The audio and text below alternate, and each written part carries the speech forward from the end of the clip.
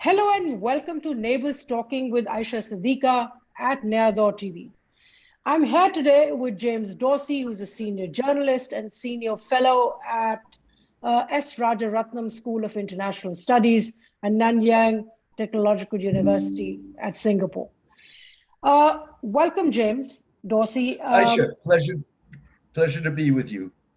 I wanted to get you because you have an expertise not just in the region, China, and the Pacific, but also the Middle East.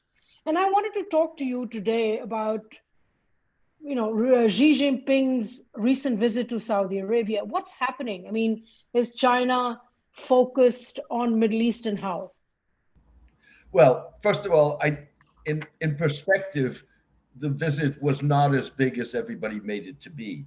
It obviously was a focus for because of circumstance, if you wish. It was So it wasn't a big visit. Sorry? It wasn't a big visit. Not as such. With other words, these kind of high-level meetings on a bilateral basis, on a multilateral basis, have been going on continuously. What made this visit a focus was several things. First of all, it was Xi Jinping's first visit outside of East and Central Asia since the pandemic erupted. And it came at a moment at which relations between Saudi Arabia and the United States are strained. And therefore, everybody was looking at this. I don't think it constituted the policy shift. Either on the part of the Gulf states, and particularly Saudi Arabia, or that it constituted, as the Saudis would like it to make out to be, with regard to Iran, a policy shift. The Chinese clearly want to take advantage of the fact that there are strained relations between the Saudis and the United States. The Saudis want to leverage whatever they can leverage. But ultimately, there are parameters to this. And the parameters are really in security.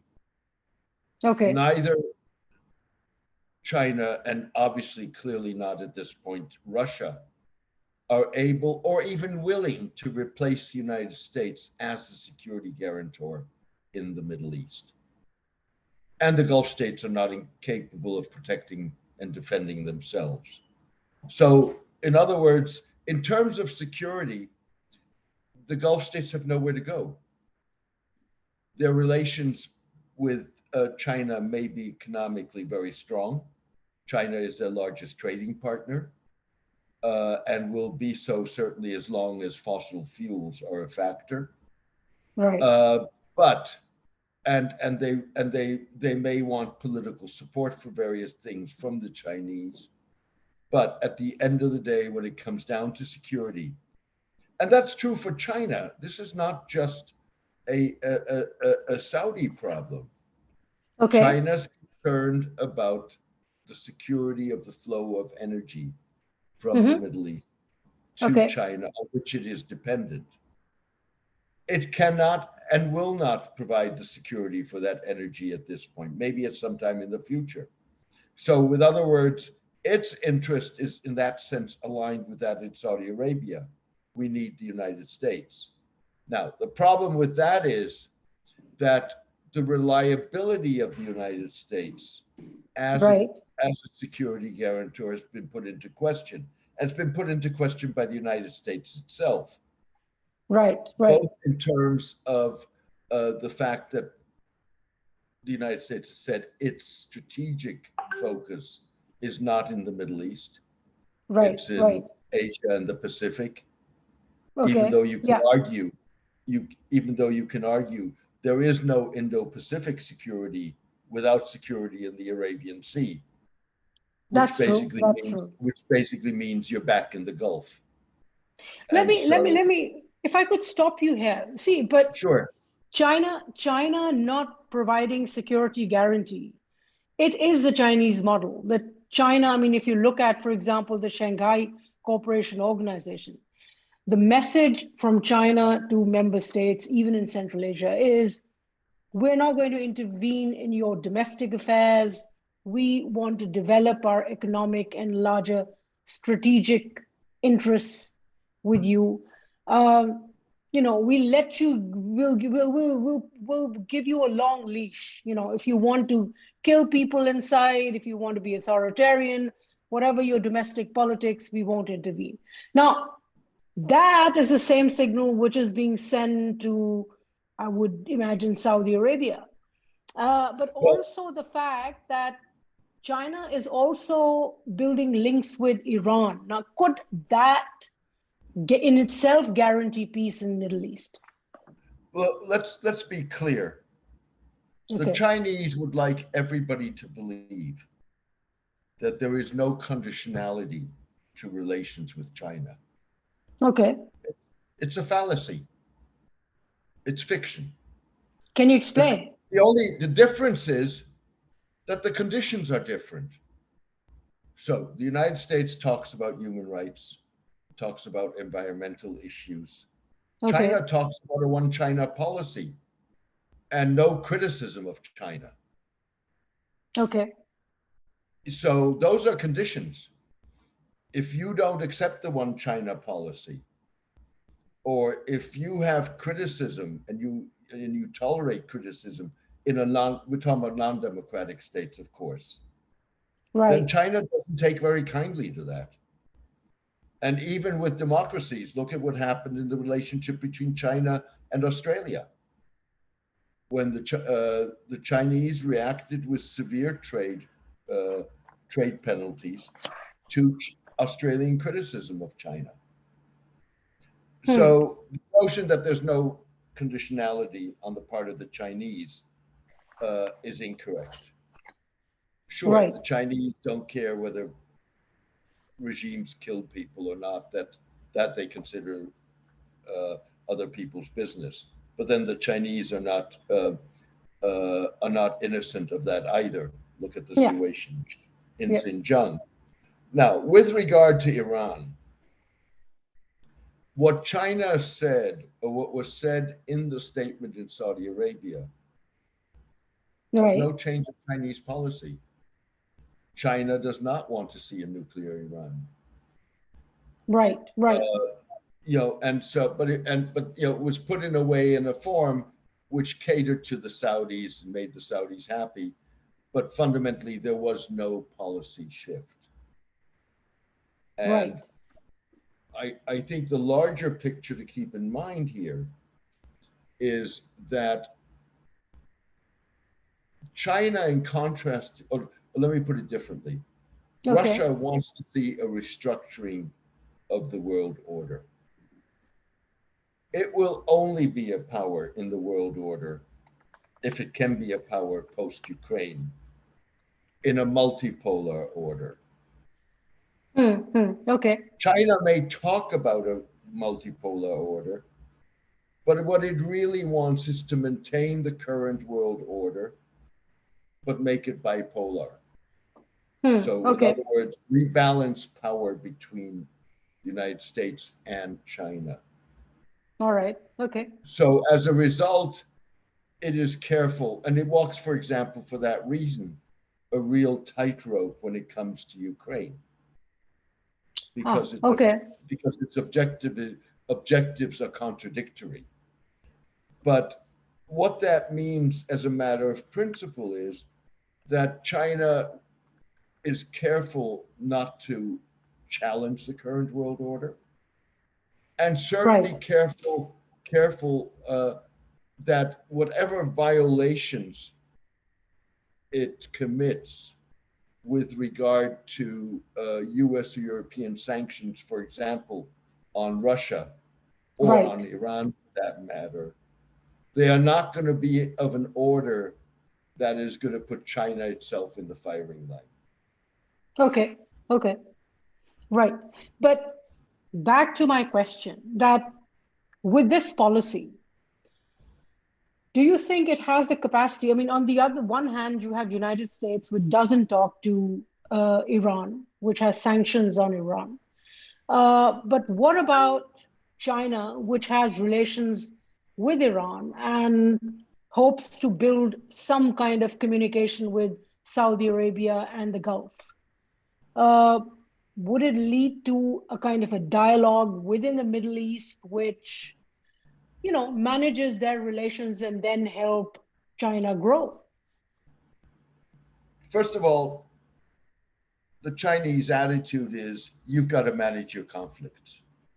Okay. If you are able to, you may not be able to solve your conflicts in the Middle East, but you have to manage them and make sure that they don't spin out of control. Okay. If you manage them and you show me that you can manage them, then we will help you. The Chinese are not offering to mediate. And frankly, whatever mediation attempts they have made in the Middle East on various conflicts have failed. Okay. Can you give an example? Israel and Palestine, they've tried, for example. Right. Okay. It's failed. They tried with Libya and it failed. So they've not been very good at that. The fact of the matter is, at the end of the day, mediation works under one of two circumstances. Either you have the leverage to force parties' hands, or parties have a genuine interest in a mediation and some sort of resolution or modus vivendi, rather than just go through the motions. So what you're seeing you've had 5 rounds of talks between the Saudis and the Iranians. Okay. And there was some degree of progress, but not a great deal fundamentally. And at the moment, you've seen those talks stall. Okay. Now, they've stalled for 2 reasons. One, because the mediator no longer is, by definition, accepted as an independent, neutral mediator. The mediator was Iraq. Okay. It was under the former government. The current government is formed, among others, or as a majority party, by political forces that are aligned with Iran. Right. So that raises questions in Saudi Arabia's mind. On top of that, of course, you have now 4 months of mass anti-government protest in Iran. Right. Not only do the Saudis want to see where that goes, but also the Iranians have consistently accused the Saudis, alongside the United States and Israel, of instigating these protests. Right. Yeah. So that doesn't make for a very fruitful environment for remediation. Indeed. So, what do you think Saudi Arabia and Gulf want out of China? Clearly, what they want, well, first of all, China's their foremost energy customer. Okay. And is likely to be so for the foreseeable future, given that the United States no longer is dependent on the Gulf for energy. Right. And of course, you're getting the move into renewables, into green energy. Sure. And the more that move takes place, the less energy dependence there is going to be. Now, having said that, Asia is going to go in the same direction, whether it does so somewhat slower or not, but ultimately that's where Asia is going. But for now, Asia, particularly China, is their largest energy customer. Okay. China over and beyond that is a huge market. Yep. Sure. And China is willing to deliver where the United States, for example, is not to deliver. So if you look at Chinese arms sales, we're talking about drones. Right. And we're talking about ballistic missiles. Those are two items that the United States has been unwilling to sell to Saudi Arabia. Right. So with other words, it's not like this was Saudi Arabia's preferred choice. It was All not. right. Okay. But if the United States doesn't want to sell, then obviously, and this is what you want to buy, then obviously you're going to look for somewhere else. Is it the same Uh, quality? Is it comparable quality though? that's a good question. And in fact, let's face it. Look at Russia. Right. 3 years ago, the S-400 anti-missile defense system of the Russians was a hot item. Everybody wanted to have it. India got it too. Uh, India got it too. Many others did. Today, now for the first time, rather than in Syria, in Ukraine, Russian military hardware, the strategic thinking that goes along with that hardware, hasn't proven itself. On the contrary, Hmm. Okay. Chinese hardware is not battle hardened. We don't know what it's worth. Sure, But you you can can look at it still on. buy it. You can buy it. You can look at it on paper. You can make assumptions. You can test it, Right. but the ultimate litmus test is on the battlefield. And by and large, Chinese weaponry has not been tested on the battlefield. By the way, Iran So, has been so, sending so in drones answer to to your Russia. question is, I Yeah. have no idea. that's that's a Okay. simple answer to it. So it's technology and fuel, which brings China and the Middle East No, together. I think there's more than that. I mean, there's more than that. Um, uh, First of all, they're both autocracies, Okay. and in a lot of ways feel more comfortable with themselves. Also, I think people have misunderstood, and this goes for Pakistan too, by the way, All right. but far more for Saudi Arabia. People have misunderstood, I think, certainly in the case of countries like Saudi Arabia, the United Arab Emirates, and Egypt, Okay. that support for or acquiescence and silence on the issue of Xinjiang, Right. which is not simply an assault on an ethnic minority. Sure. It's an assault on the faith, on Islam itself, Right. Right. in an attempt to sinicize Islam. People have assumed that the Saudis, the Emiratis, the Egyptians, gee, we don't want to upset our relations with China. They're too important. Therefore, we're not gonna say anything. I would Right. argue Right. I would argue that there's much more to this, Hmm. because what it does is the Muslim support for what's happening in Xinjiang is a mutual legitimization of policies.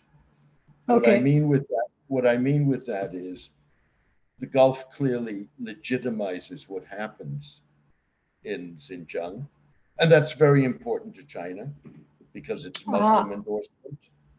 Okay. But the way that Chinese have framed this, it legitimizes the crackdown by the Egyptians, the Saudis, the Emiratis on political Islam. Can you explain it? With other words, the Chinese have framed this in terms of extremism, Right. political Right. violence. Okay. That's Okay. the argument against political Islam. Ah. Okay. Okay. So, with other words, this is a mutual interest, Right. and you can Both argue sides that want to do that. The Uyghurs, the Turkic Muslims, are simply sacrificial lambs in this. Ah. Okay. All right. Now, in the process, I mean, it's a very different Middle East that we see now. I mean, there was a Middle East which was very connected to United States. Now it's diversifying, it's increasing its geopolitical and foreign relations portfolio, which gives it a lot of influence. And you see that influence visible in case of, for example, South Asia. I mean, I'm sure you must have heard recently that Qatar, another influential country in the Gulf, has just imprisoned 8 Indian naval officers. India can't do much about it. I wonder if you have any reflections on the case. Also, look at the Gulf countries. When one of Modi's party members said something which was considered blasphemous, the crackdown in India went running. So that means that in relation to South Asia, their influence is growing. So can you comment in both cases? Well, look, first of all, let's face it, the Gulf has been very quiet about what has been a systematic anti-Muslim policy by a Hindu nationalist government in Right, India. right, You know, frankly, it's something that the Muslim world should be speaking out on, and it hasn't right, done so.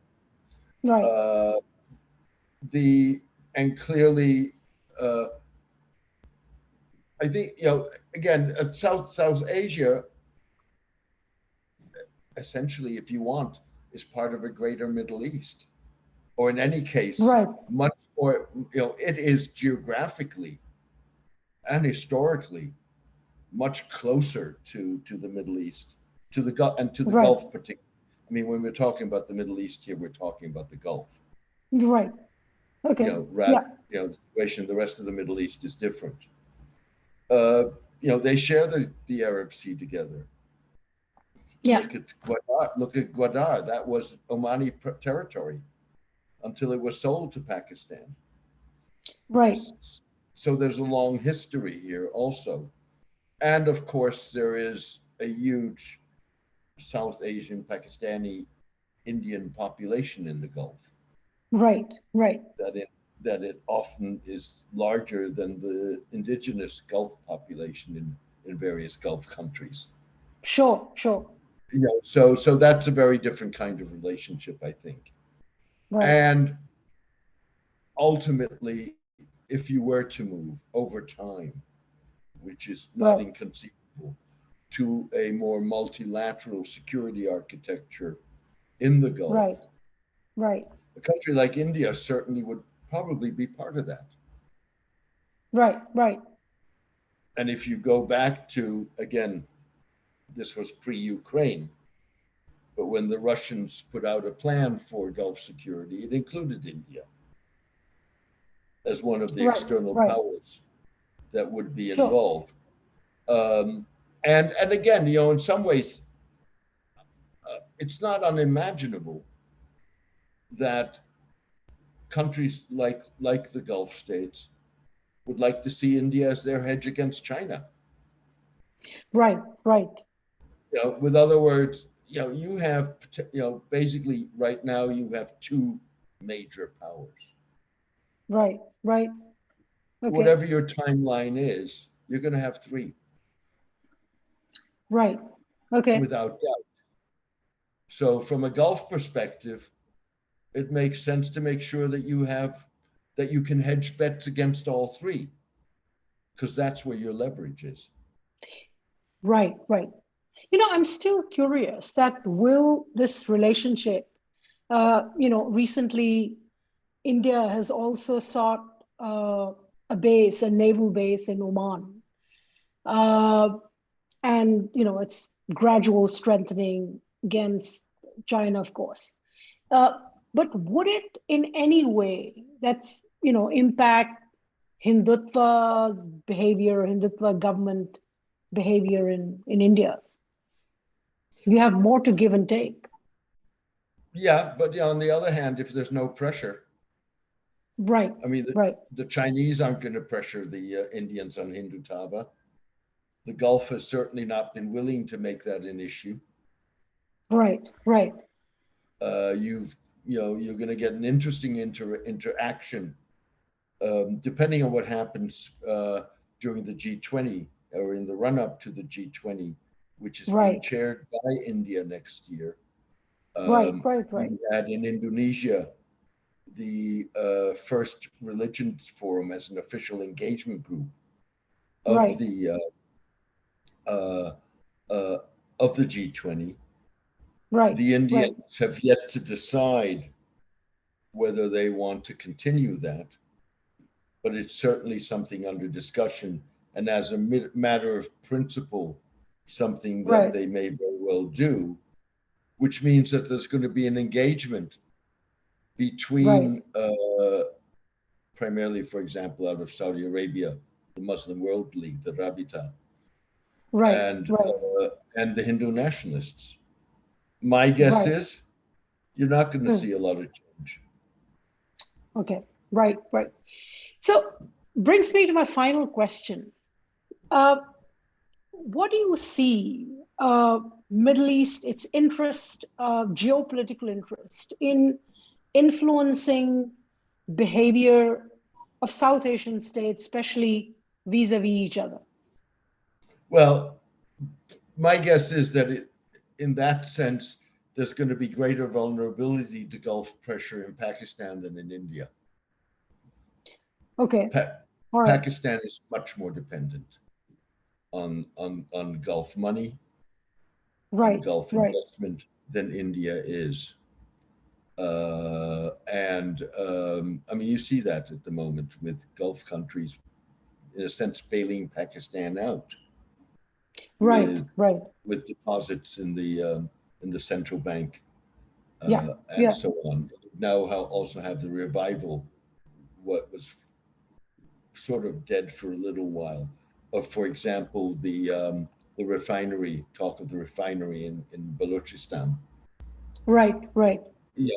So I think that it's going to differ from country to country, Right. um, but presumably India is going to be the Effective. least vulnerable to that influence. So that takes me to really very last question on this. What about this case of Indian naval officers in Qatar? What's happening there? The answer is I don't know, frankly. All Yeah, right. yeah. Okay. I don't want to speculate because I don't know. I haven't looked at it closely. All right. Okay. All right. That's fine. Uh, thank you, James Dorsey, for joining me today discussing Middle East, South Asia, and geopolitics of the region. Thank you so much. My pleasure. Thank you.